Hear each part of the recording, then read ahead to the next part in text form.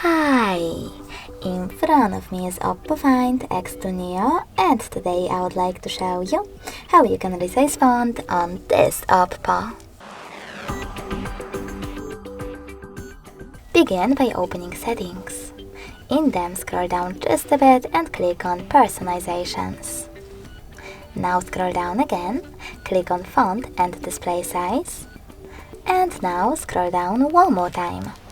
Finally, you can swipe left or right on this font size slider in order to adjust it, and when you're ready, save your changes by tapping on Apply. And as you can see after that, size of my text has changed.